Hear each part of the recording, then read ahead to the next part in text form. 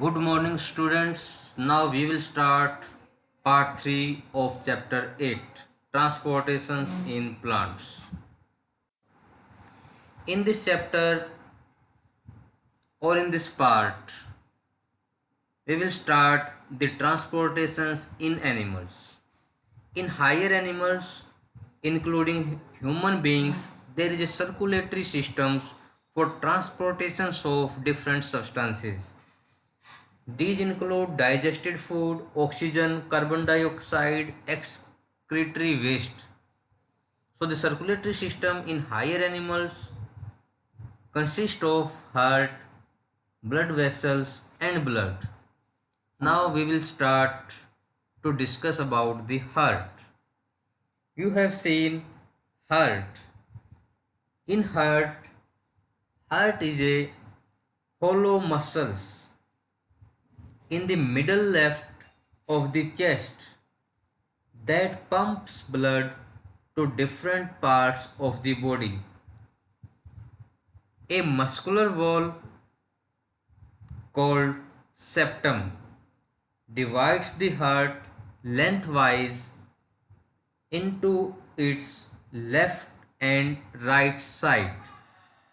A wall divides each side into two chambers, that is upper atrium and lower ventricle. Upper atrium consists of right auricle and left auricle, whereas lower ventricle consists of right ventricle and left ventricle. When the heart muscles contracts, they squeeze the blood through the arteria and then through the ventricles.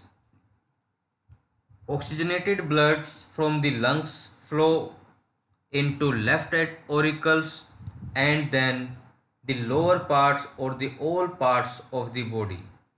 Then deoxygenated blood returning from the body flow into the right atrium and then to lungs for oxygenation. Now, blood vessels. There are three types of blood vessels. These are arteries, veins, and capillaries. Arteries carry oxygen rich blood from the hearts to all other parts of the body. They have thick wall. Veins carry carbon dioxide rich blood from all parts of the body to the heart. They have thin walls. Capillaries are very thin blood vessels which join arteries and veins. Now, pulse and pulse rate. Blood flow through arteries at a high pressures causing throbbing movements called pulse. The number of pulse beats per minute is called pulse rate. The normal pulse rate is between 72 to 80 beats per minute. Now blood.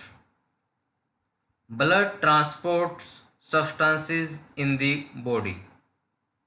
It is a fluid medium that help in transport of different material throughout the body. It is made up of two components, that is cell component and liquid component.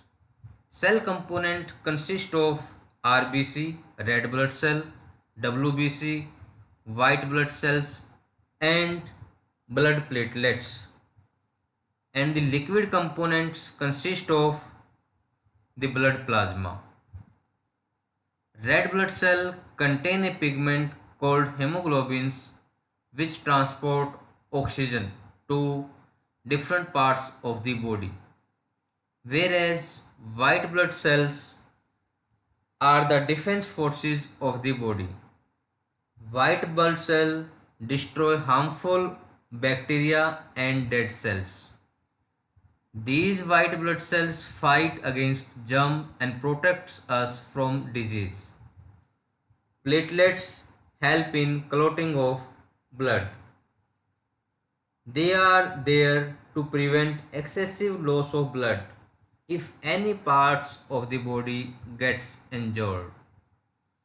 Blood plasma is a straw colored liquid components of blood that normally holds the blood cell. Now function of the bloods. So you know there are two types of blood cells, that is RBC, WBC, platelets, and last is blood plasma. So the function of bloods is different for the different component of the blood. So blood has a number of functions that are central to survival, including these blood cells supply oxygen to cells and tissues. They provide nutrients to cells such as amino acids, fatty acids, and glucose. These blood cells removing waste material such as carbon dioxide, urea, and lactic acid. These blood cells protecting the body from infections and foreign bodies through the white blood cells, transporting hormones from one part of the body to another, transmitting messages and completing important processes is through the blood. They also regulate acidity, that is pH level, and body temperature of the different multicellular organisms.